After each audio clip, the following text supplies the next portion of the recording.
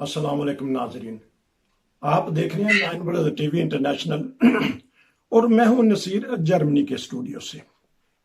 हमारे साथ बहुत ही प्यारी शख्सियत हैं जिनके 2 प्रोग्राम हमने ऑन एयर किए और पूरी दुनिया के लोगों ने पसंद किया।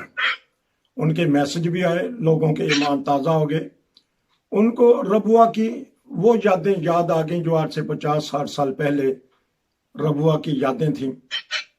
तो आज हमने सोचा कि फिर उनसे प्रोग्राम लेते हैं और हम चलते हैं उनके पास। और बहुत ही प्यारी शख्सियत मोहम्मद असलम साहिब नासर, जो कि न्यूजीलैंड में मुकीम हैं, आजकल बीमार हैं।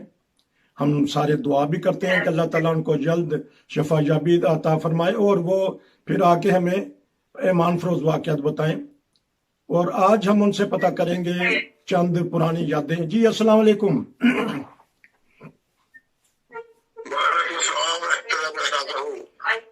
हाँ जी, बताइएगा कैसी तबीयत है, कहाँ है इस वक्त?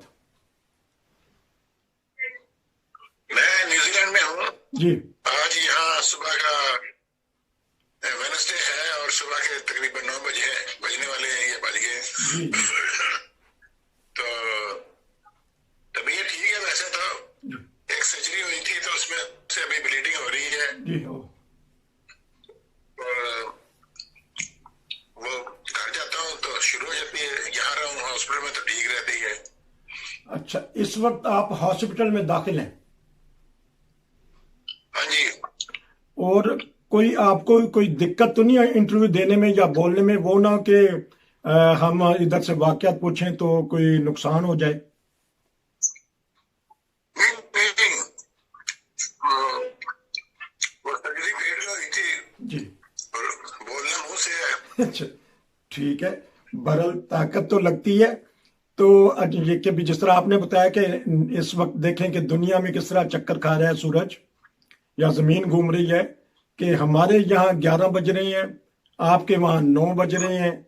किसी जगह कुछ कोई वक्त है, किसी की जगह कोई वक्त है, लेकिन वक्त बदलते हुए पता नहीं लगता। हम आपसे पुरानी यादें पता करेंगे जिस तरह आपने पहले बताई और बहुत सारे लोगों ने पसंद की।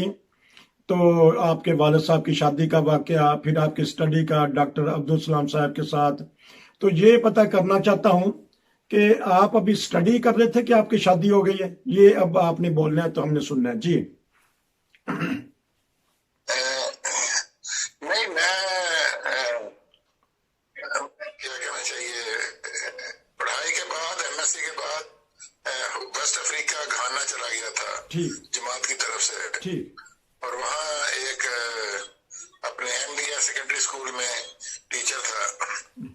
तो वहाँ 3 साल लगाए हैं वकफ के। और उसके बाद फिर मैं न्यूजीलैंड जाना था, रास्ते में पाकिस्तान में रुका तो वहाँ शादी हुई और शादी के बाद फिर न्यूजीलैंड आया और यहाँ पीएचडी डॉक्टरेट की। तो जब शादी की तो फैमिली साथ ही आपके न्यूजीलैंड आ गई थी कि बाद में आपने स्पॉन्सर किया? वो बाद में आई थी, उसका अभी पासपोर्ट भी नहीं था, डॉक्यूमेंटेशन बिल्कुल नहीं है। तो निकाह का उर्दू में था वो निकाहनामा। तो फिर कुछ महीनों के बाद आई थी न्यूजीलैंड। ठीक। तो जिस तरह आपने फरमाया कि घाना में आपको 3 साल वक्फे आर्जी करने की अल्लाह ताला ने तौफीक दी, वहाँ का कोई माहौल, कोई वाकया ऐसा बताइएगा कि आपको कैसा, वो स्कूल का माहौल कैसा था, मिलने जुलने वाले कैसे थे, अगर कोई ज़हन में है तो? वहाँ वेस्ट अफ्रीका में, घाना में, मैं दूसरे मुल्कों में भी गया हूँ, ईस्ट अफ्रीका भी गया हूँ और पढ़ाया भी है। वहाँ जो अफ्रीकन लोग हैं वो पढ़ाई की तरफ बहुत तवज्जो देते हैं। बहुत सीरियस किस्म के स्टूडेंट्स हैं। उनको पढ़ाने का मजा आता है। वो सवाल करते हैं, जवाब दिया जाता है। तो बहुत अब जिस स्कूल में मैं गया था घाना के नॉर्थ में, तो वहाँ मुझे बताया गया था कि मैथ में एक भी पास नहीं होता। आपने कुछ किया क्योंकि अक्सरियत पसंद नहीं करती। हमने फिर वो टास्क ले लिया और बच्चों के साथ ज्यादा दिलचस्पी के साथ हमको मैथ सिखाया।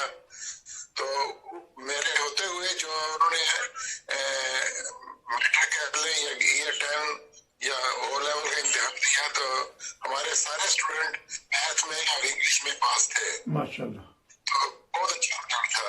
जी वो कॉलेज बन चुका है कि टीचर्स ट्रेनिंग कॉलेज है जी वही घाना में। जी तो उसके अलावा मतलब सबसे अच्छा तो यही है कि वहाँ पढ़ाने का जो मजा आता है ना, जी क्योंकि स्टूडेंट्स बहुत सीरियस ठीक स्टूडेंट्स हैं। जी तो और लाइफ बड़ी सादा थी, जी गुर्बत थी, और क्या कहना चाहिए, मतलब उनमें डेडिकेशन बहुत थी। जी तो यूरोपियन मुल्कों में जिस तरह मैंने ऑस्ट्रेलिया में पढ़ाया है, न्यूजीलैंड में भी थोड़ी देर पढ़ाया है, जी यहाँ स्टूडेंट्स को कोई खास दिलचस्पी नहीं होती, उनको सिर्फ ये एम होता है कि हम डिग्री ले लें और चले जाएं। जी थैंक्स वेरी मच। जी तो बहरहाल बड़ा अच्छा वक्त गुजर गया जी। अच्छा जी, कि वो वहाँ हमारे बहुत ही प्यारे वाक़िफ़े ज़िंदगी अब्दुल वहाब रहमतुल्लाह अलैह, उनसे भी मुलाकात होती रहती थी। अब्दुल वहाब आदिल साहब हमारे घाना में अमीर थे जब मैं गया था, जी और जब मैं घाना छोड़ा है उस वक्त भी वो अमीर थे, बाद में भी कुछ अरसा रहे हैं। जी तो उनसे तो बहुत ज्यादा मुलाकात होती थी। उनके बच्चे मुझसे जरा छोटे थे, मगर वो अमीर साहब मुझे अपने घर ले जाते थे अगर मैं अकरा आया हुआ हूँ तो। जी और वहाँ मिशन हाउस में उस वक्त जगह भी बहुत थोड़ी थी, जी एक छोटा सा कमरा था। जी तो ये जो मौजूदा हजूर हैं ये भी अक्सर हमारे साथ होते थे। अच्छा तो इनको फिर मिशन हाउस में ही रखा जाता था, जी और मैं या तो मस्जिद में सो जाता था जाके, जी या अगर अमीर साहब ने कहा कि चलो मेरे साथ, तो फिर उनके साथ चला जाता था। तो वो उस वक्त एक किराए के घर में रहते थे, जी और उनका अपना घर जो मिशन हाउस में है वो बन रहा था। जी तो बहुत ही अच्छे और बहुत ही बीबे इंसान थे, जी और हम्बलनेस इतनी ज्यादा थी, वाह और आइजी इनके सारे जिसको माशा कहते हैं, जी कि ऐसे लगता था कि आइंदा वक्त में उनका जमात में बहुत बड़ा रोल होगा। जी तो उन्होंने वाकई वाह मतलब बड़ा दिल लगा के उर्दू भी, पंजाबी भी, जी और अंग्रेजी में तो मास्टर ही थे, मास्टर तो सीखी। जी और उनके दौर में बहुत काम हुआ है घाना में, बड़ी तरक्की हुई है। जी स्कूल खुले हैं, कॉलेज खुले हैं, ये मेडिकल सेंटर जो है, क्लिनिक वगैरह जी वो खुले हैं, हॉस्पिटल खुले हैं। जी और माशाल्लाह मतलब he was really active person. तो माशाल्लाह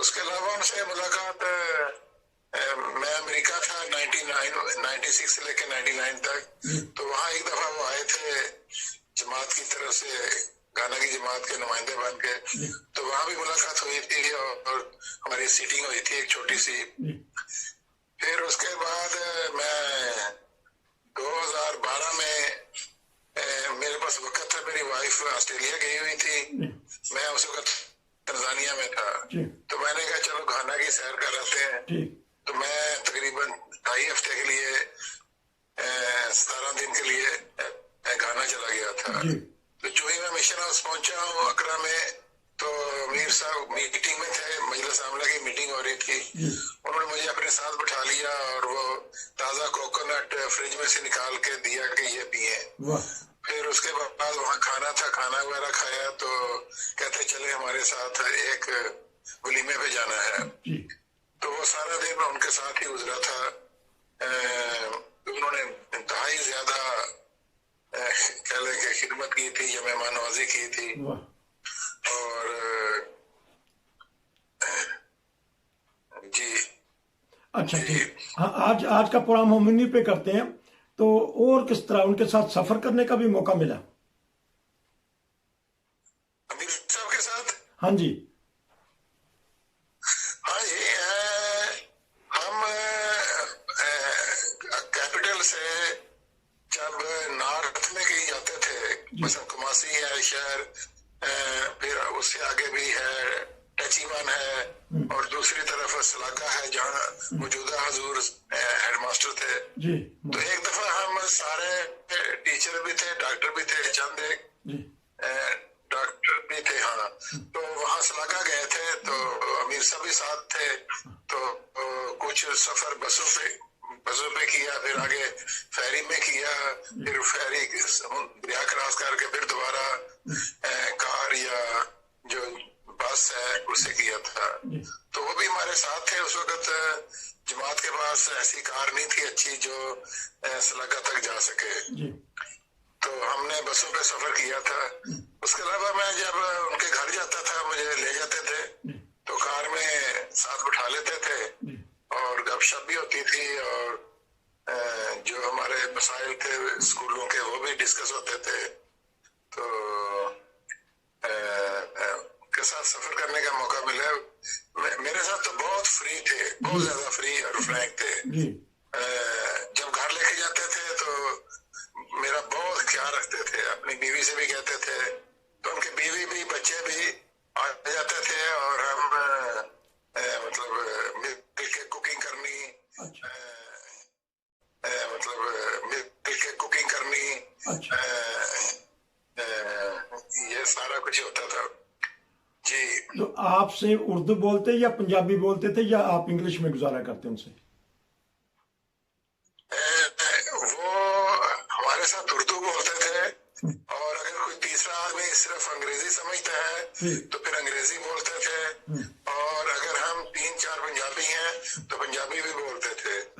वो गालबन वाहिद फॉरेनर होंगे जो बड़ी जबरदस्त पंजाबी बोलते थे माशाल्लाह। और हत्ता कि एक दफा वहाँ जब पाकिस्तान में थे, जब पढ़ रहे थे, तो किसी ने कहा मौलाना अब्दुल वहाब साहब आदम अरबी, पंजाबी, अंग्रेजी, उर्दू में बहुत माहिर थे। तो उनके चंद वाकयात हैं जो उन्होंने बताए हैं। एक तो ये है कि जब वो रजा में तालिब इल्म थे, तो काजी मोहम्मद नजीर साहब कहने लगे कि हमारी पंजाबी में या उर्दू में बाज लफ्ज ऐसे हैं जो दूसरी जुबानों में नहीं है, और इसकी वजह से वो दूसरे लोग जो है ना वो उनको प्रोनाउंस ही नहीं कर सकते। तो उन्होंने कहा वहाब साहब ने कि मुझे बताएं, मैं कोशिश करूंगा।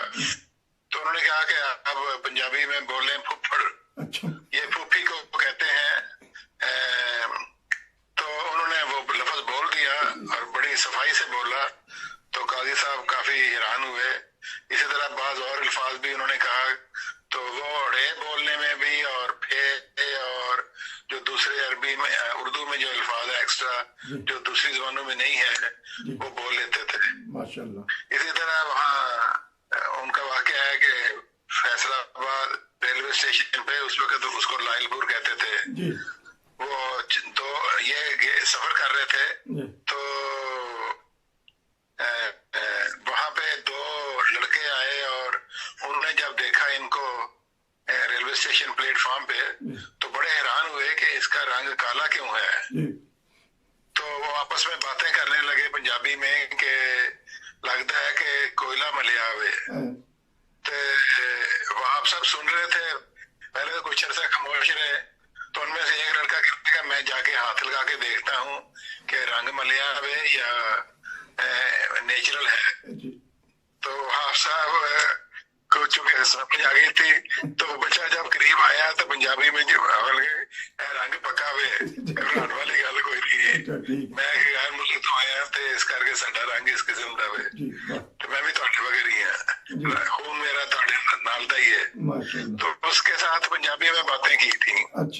तो गरज के जुबानों के बहुत माहिर थे, इंग्लिश उनकी बहुत ही आला किस्म की थी, और मगर मैंने जो अंग्रेजी सीखी है वो ज्यादा गाना में सीखी है, और गानियन की अंग्रेजी दुनिया वाले मानते हैं, हत्ता के जो रॉयल फैमिली है इंग्लैंड की वो भी यही मिसालें देते हैं कि गानियन की जो इंग्लिश है वो बहुत ही पॉलिश्ड और बहुत ही आला है। तो हमें भी वहां जाके फिर ये ہم نے سیکھ لی. ہمارے موجودہ حضور بھی وہاں 8 سال رہے ہیں ماشاءاللہ. اور ان کے بھی بہت سارے واقعات ہیں. اسلم صاحب وہ اس کے لیے اسپیشل پروگرام کریں گے انشاءاللہ، کیونکہ اب تھوڑا سا ہمارے پاس تھوڑا وقت ہے.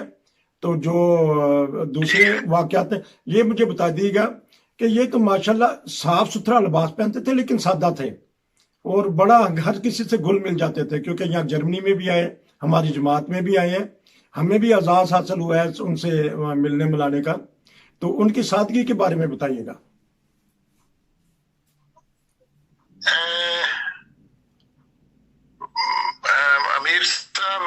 امیر وہاب صاحب انتہائی سادہ تھے اور کسی کو بھی کیا کہنا چاہیے اپنے سے اعلیٰ نہیں سمجھ، اپنے سے نیچے نہیں سمجھتے تھے. ایک دفعہ ایک میٹنگ ہو رہی تھی تو میٹنگ کے بعد وہاں کھانے کا انتظام تھا. تو کھانا کھاتے وقت امیر صاحب نے مجھے کہنے لگے آپ بھی کھائیں. میں نے کہا امیر صاحب پہلے مربیان کھائیں، ان کا درجہ اوپر ہے ہم سے، پھر ڈاکٹر لیں اور پھر ٹیچر لیں گے. تو کہنے لگے یہ ہم نے لاجک کہاں سے نکالا ہے، ہم ایم بی ایس میں سارے برابر ہیں. تو کہنے لگے کہ میں اس سے پہلے لوں تو میں تو آخر میں لوں گا، میں امیر ہوں تو پہلے آپ لیں تو پھر میں لوں گا. تو وہ لوگوں کو سرو کرتے تھے خود. اسی طرح جب میں 2012 میں گیا ہوں تو جلدی سے میٹنگ میں سے اٹھ کے گئے اور کوکونٹ لے کے آئے اور فریج میں سے ہم نے تازہ کاٹ کے نہ رکھے ہوتے تھے، مگر ابھی چھلکا پورا نہیں اتارا ہوتا تھا، صرف ایک سوراخ کیا ہوتا تھا، اس میں اسٹرا ڈال کے دیا کرتے تھے. تو وہ تازہ ٹھنڈا کوکونٹ جو ہے نا، گرین کوکونٹ، وہ پیش کیا. غرض کے مہمان نوازی میں بھی پیش تھے اور دوسروں کی خدمت کرنے میں بہت پیش تھے. زبردست. تو کبھی بھی یہ نہیں سوچا کہ میں امیر ہوں یا میں بڑا ہوں. اچھا، انہوں نے حکومت کی بڑی خدمات کی ہیں. جماعت کی تو خدمات کے لیے تو وہ ہر دن رات تھے، حکومت کی مقامی لوگوں کی بڑی خدمت کی ہے. جی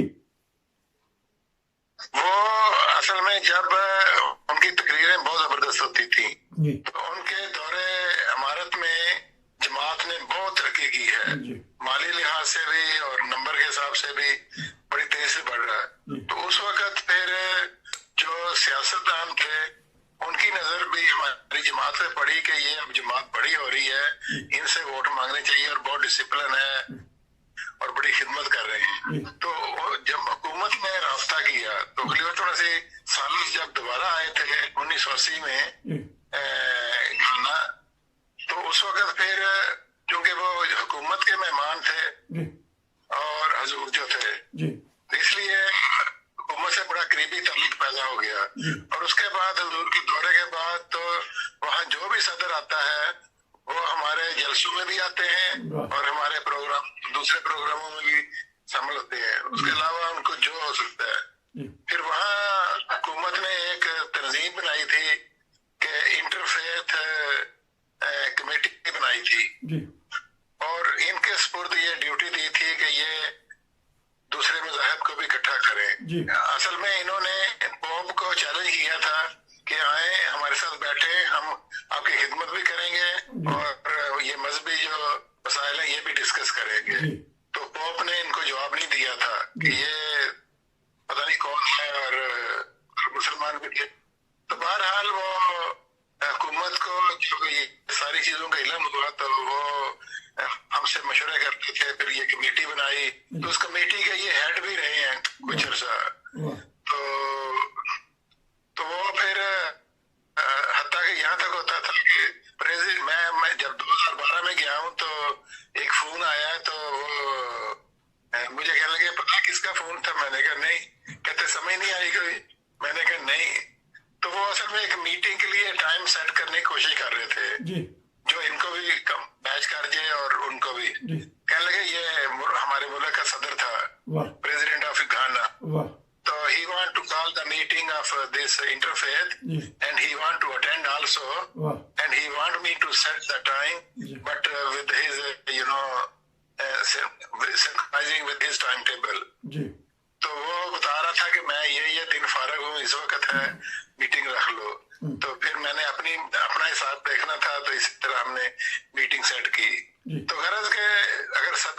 میٹنگ بلا رہا ہے تو پہلے ان سے پوچھتا تھا کہ کیا وقت مناسب ہوگا, کہاں میٹنگ بلائی جائے. جی تو اب تو حکومت کے ساتھ بہت قریبی تعلقات ہیں ماشاءاللہ. یہ موجودہ حضور جب گئے ہیں گھانا میں پہلی دفعہ, جی میرا 2010 یا 11 میں شاید گئے تھے یا اس سے پہلے, تو وہاں کے صدر نے کہا تھا کہ you should treat Ghana as your home جی اینڈ کم بیک ہیئر, جی لیو لندن. جی تو دیکھیں آئندہ دنیا میں کیا حالات ہوتے ہیں. نہیں ٹھیک ہے ٹھیک ہے. گھانا کا نمبر کافی آگے ہے انشاءاللہ انشاءاللہ. تو آپ کا بہت شکریہ. ہم نے یہ چھوٹے سے پروگرام میں ناظرین حضرت مولانا عبد الوہاب صاحب آدم رحمۃ اللہ علیہ کا ذکر خیر بھی کیا. تو پروگرام تو بہت چھوٹا ہے, کتابیں بھر جائیں گی, کتابیں بھری پڑی ہیں جو انہوں نے خدمات کی ہیں, خلافت احمدیہ سے محبت کا ذکر, اور خلیفہ وقت کا ہم نے خود بھی دیکھا کہ ان سے محبت کا اظہار بھی دیکھا ہے. ہمارے بہت ہی پیارے جو اسلم صاحب ہیں انہوں نے وہاں وقت گزارا. چند باتیں ہم نے باتوں میں آ گئیں عبد الوہاب صاحب آدم کی. تو امید ہے کہ یہ آپ کو پروگرام پسند آئے گا, اور انشاءاللہ ہم ان سے مزید معلومات لیتے رہیں گے, پروگرام کرتے رہیں گے. آپ کا بہت شکریہ. اللہ تعالیٰ آپ کو شفا یابی دے. ہاسپٹل میں رہ کے بیمار ہونے کے باوجود آپریشن بھی ہوا ہے اور گردے کے مریض بھی ہیں. ناظرین بھی اور ہم سب دعا کرتے ہیں کہ اللہ تعالیٰ آپ کو اور آپ جیسے تمام جو بزرگان ہیں جنہوں نے اپنی زندگیاں وقف کی ہیں, اللہ تعالیٰ شفائے کاملہ و عاجلہ عطا فرمائے. ناظرین یہ تھا آج کا پروگرام. نصیر کو جرمن سے اجازت دیجیے. السلام علیکم.